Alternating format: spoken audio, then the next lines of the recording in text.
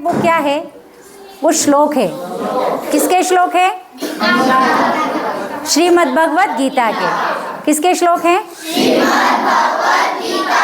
श्रीमद् भगवत गीता के श्लोक है। और कौन से अध्याय के श्लोक है ये? 15वें अध्याय के। 15वें अध्याय का नाम क्या है?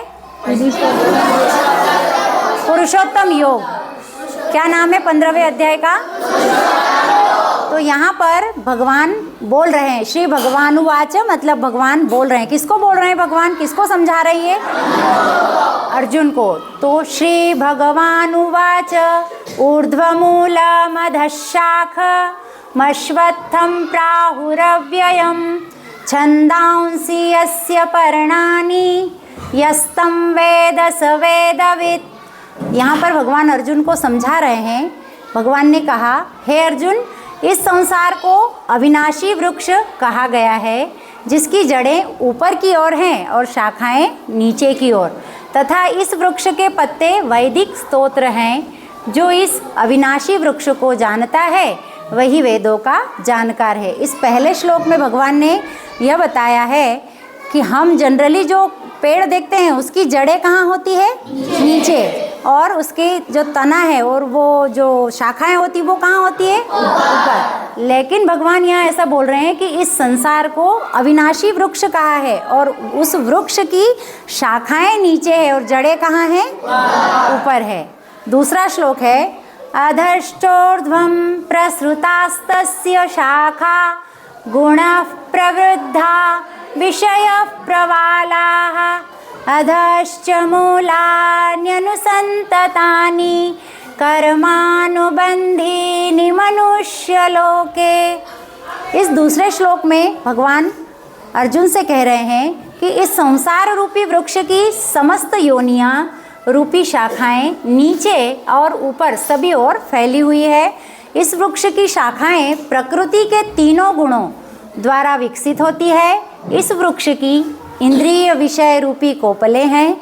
इस वृक्ष की जड़ों का विस्तार नीचे की ओर भी होता है, जो कि सकाम कर्म रूप से मनुष्यों के लिए फल रूपी बंधन उत्पन्न करती है।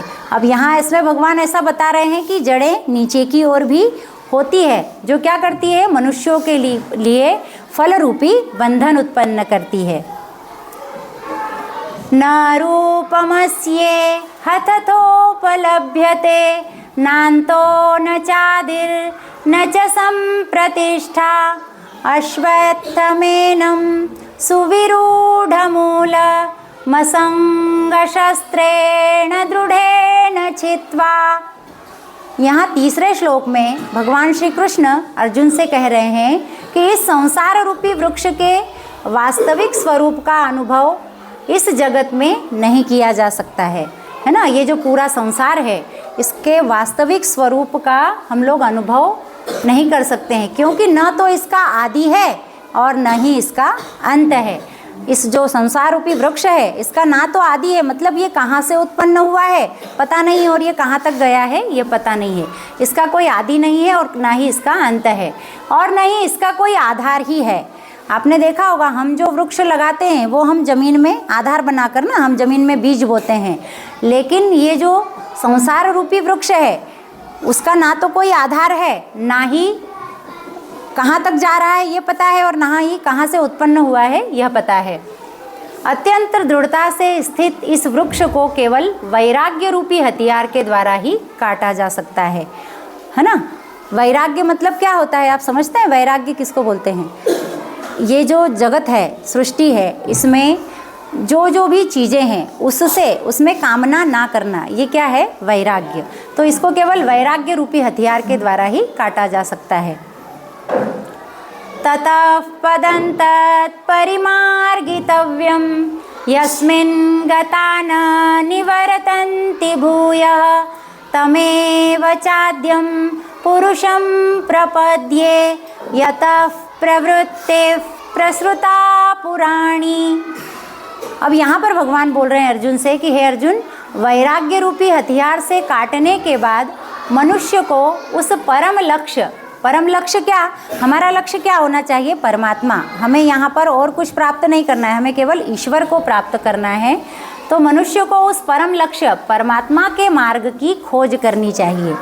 लेकिन हम क्या करते हैं, दूसरे रास्ते ढूंढते हैं, आज ये आज वो, ऐसा नहीं।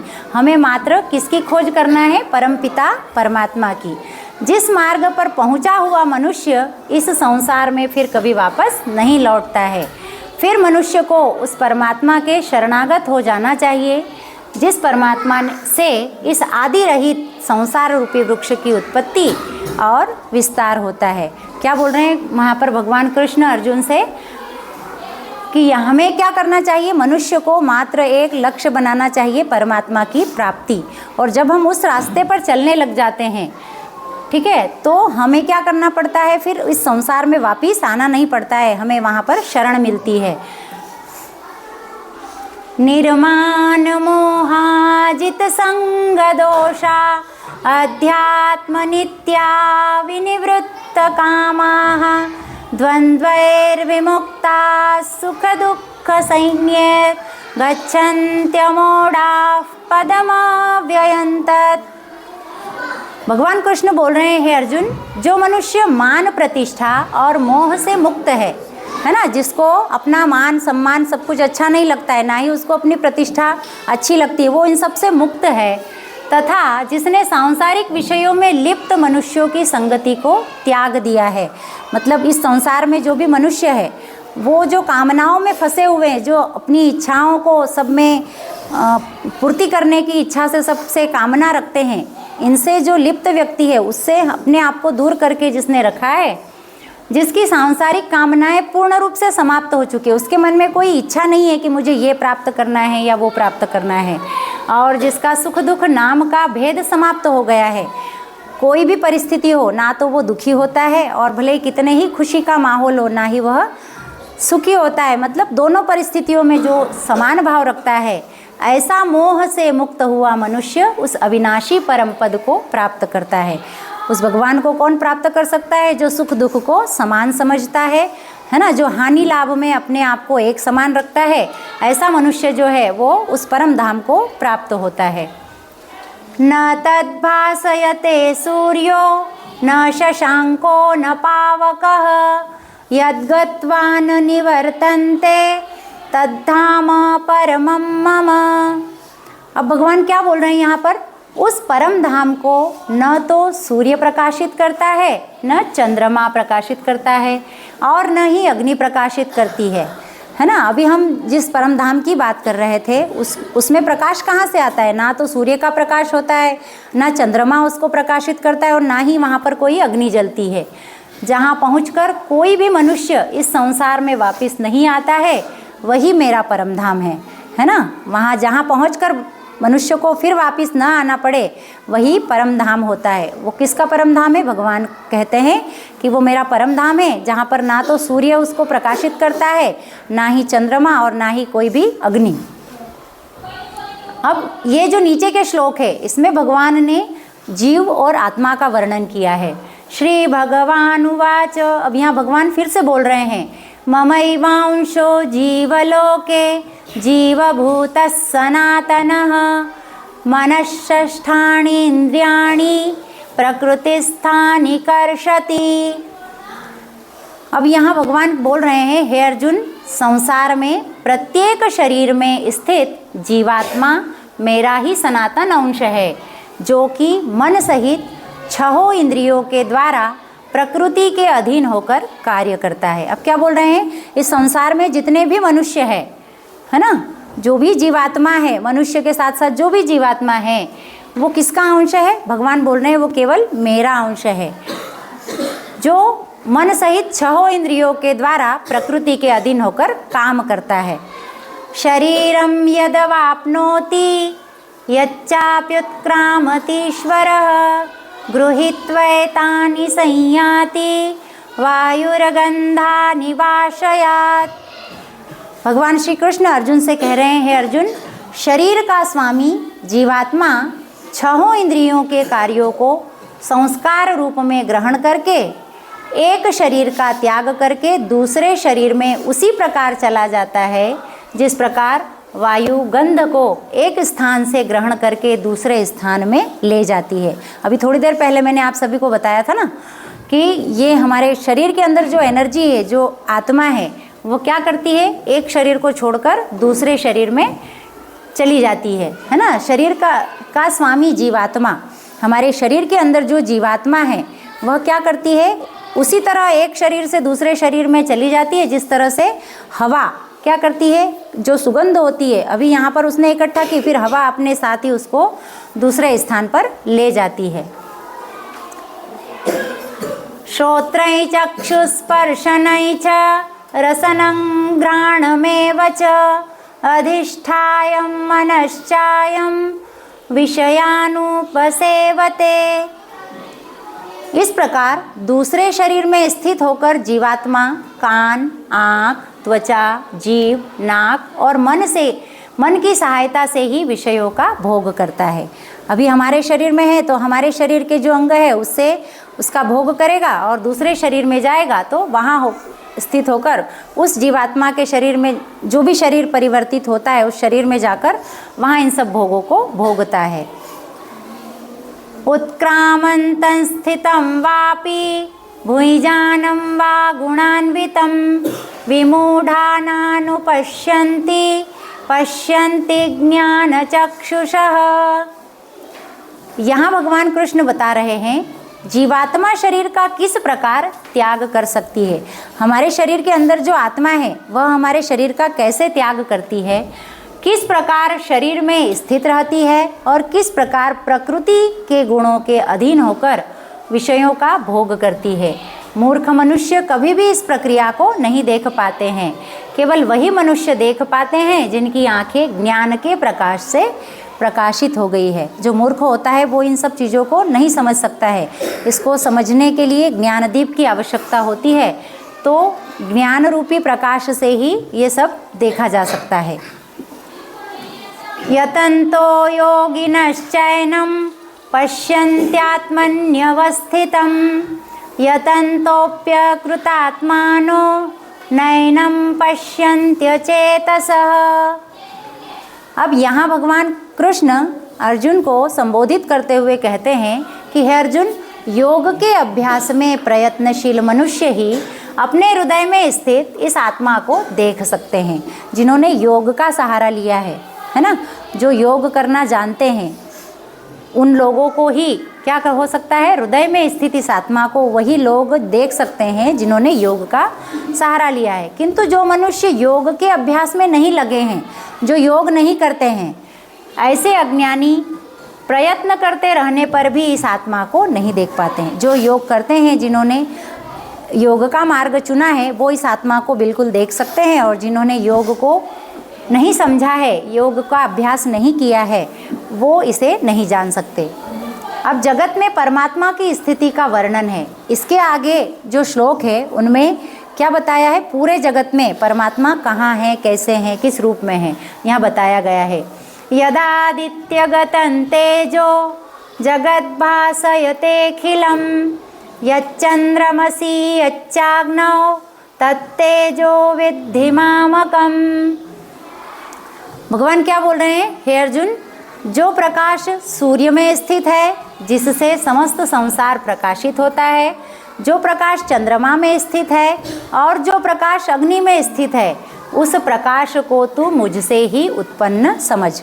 क्या बोल रहे हैं, सूर्य में जो प्रकाश है वो कहाँ से आया, कहाँ से आया, भगवान से, है ना। मुझसे मतलब कौन बोल रहा है ऐसा, भगवान। भगवान ऐसा बोल रहे हैं कि सूर्य में जो प्रकाशित है, चंद्रमा में जो प्रकाश है, अग्नि में जो प्रकाश स्थित है, वो सब कहाँ से आया है, वो सब मुझसे ही उत्पन्न हुआ है।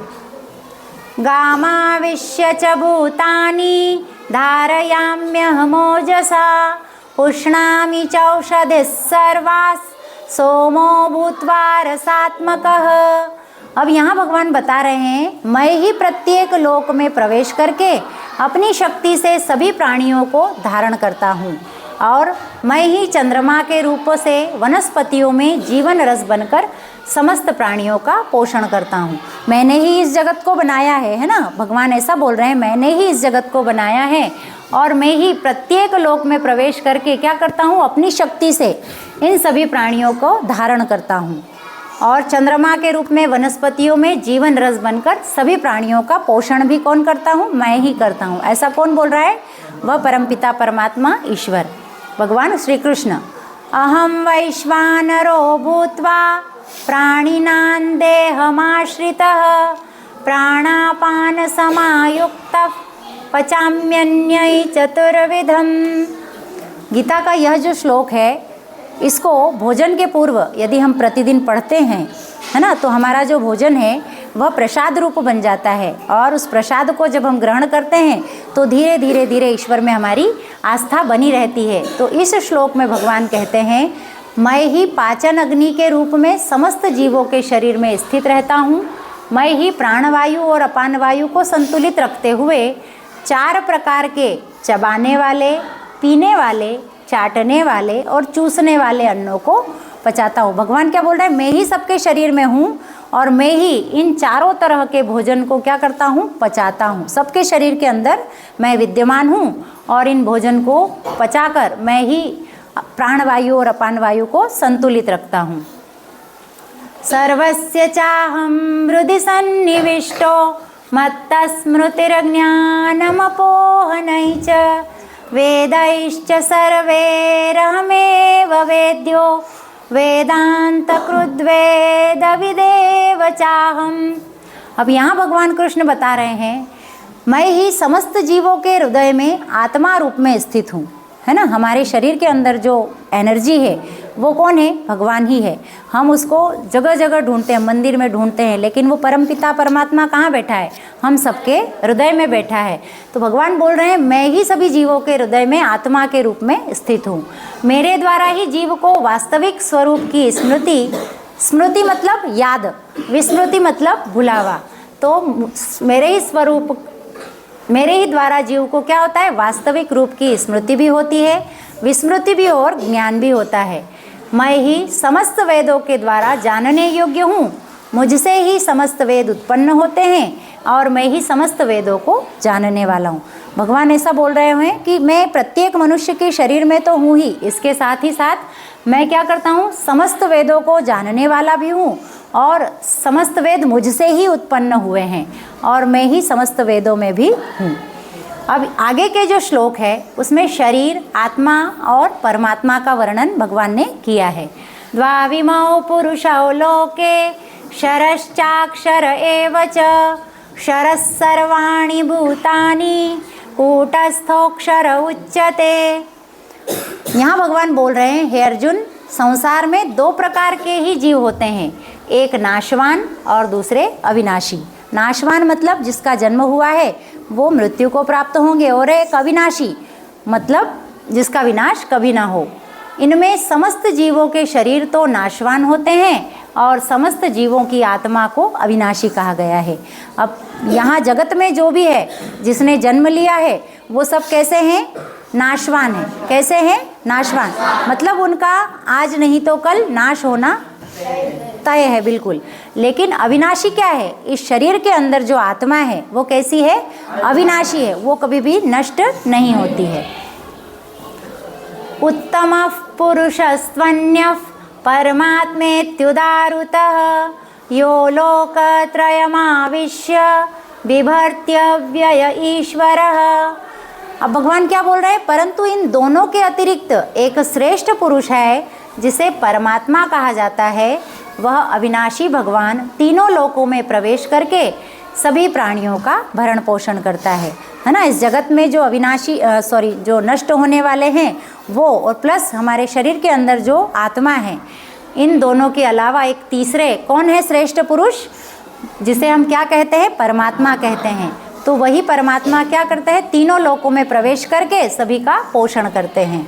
यस्मात् क्षरमतीतोह मक्षरादपि चोत्तमः अतोऽस्मि लोके वेदे च प्रार्थितः पुरुषोत्तमः।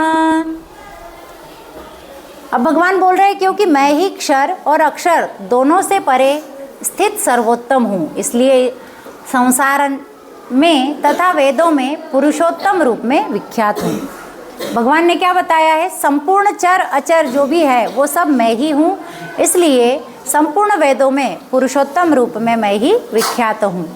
यो मामेवम सम्मूढ़ो जानाति पुरुषोत्तमं स सर्वविद् भजति मां सर्वभावेन भारत। अब भगवान क्या बोल रहे हैं, हे भरतवंशी अर्जुन, जो मनुष्य इस प्रकार मुझको संशय रहित होकर भगवान रूप से जानता है, वह मनुष्य मुझे ही सब कुछ जानकर सभी प्रकार से मेरी ही भक्ति करता है। जो व्यक्ति ये जानता है कि मैं ही सब कुछ हूँ, मैं ही शरीर में उत्पन्न, जो शरीर में विद्यमान जो आत्मा है वो भी मैं ही हूँ। मैं ही मतलब कौन, भगवान ऐसा बोल रहे हैं। जो मनुष्य ऐसा समझता है कि इस चर अचर जगत में जो भी है ना, अविनाशी और विनाशी जो भी है वो सब कुछ ईश्वरी है। और जो ऐसा समझ जाता है, जो जान लेता है ऐसा, वह क्या करता है, सब कुछ जानकर सभी प्रकार से हमेशा मेरी भक्ति करता है। अब यदि सब कुछ भगवान ही है तो आप में भी ईश्वर है, मुझ में भी ईश्वर है। हर चीज़ में, हर जो अविनाशी है, ऐसी सारी वस्तुओं में, संपूर्ण चराचर जगत में कौन विद्यमान है, वह परमपिता परमात्मा। और जो ऐसा मान लेता है वह हमेशा उस ईश्वर की भक्ति करने लगता है। इति गुह्यतमं शास्त्र मिदमुक्तं मया नघ एतद्बुद्ध्वा बुद्धिमान् स्यात् कृतकृत्यश्च भारत। अब भगवान बोल रहे हैं, हे निष्पाप अर्जुन, इस प्रकार यह शास्त्रों का अति गोपनीय रहस्य मेरे द्वारा कहा गया है। हे भरतवंशी, जो मनुष्य इस परम ज्ञान को इसी प्रकार से समझता है वह बुद्धिमान हो जाता है और उसके सभी प्रयत्न पूर्ण हो जाते हैं। भगवान क्या बोल रहे हैं कि ये परम गोपनीय वस्तु है, ये एक बहुत ही परम गोपनीय ज्ञान है जो मैंने तुमसे कहा है। और जो मनुष्य इसी प्रकार से समझ लेता है जो मैंने तुम्हें समझाया है और उसी का वह अनुसरण करता है और उसको अपने जीवन में उतारता है, तो उसके सभी प्रयत्न क्या हो जाते हैं, पूर्ण हो जाते हैं। ओम तत्सत। श्रीमद्भगवद्गीतासु उपनिषत्सु ब्रह्मविद्यायां योगशास्त्रे श्रीकृष्णार्जुन संवादे पुरुषोत्तमयोगो नाम पंचदशोऽध्यायः। इस प्रकार भगवान ने कितने श्लोकों में, इन 20 श्लोकों में पुरुषोत्तम योग नाम का जो अध्याय है, कितने श्लोकों का है, 20 श्लोकों का। इन 20 श्लोकों में हमें संपूर्ण सृष्टि में चर अचर जीवों में कौन विद्यमान है, कौन क्या कार्य करता है, इस तरह से हमें समझाया है। तो इस प्रकार यह हमारा 15वां अध्याय पुरुषोत्तम योग नाम का अध्याय यहाँ पर विराम को प्राप्त हुआ। ठीक, thank you so much everyone. Yes.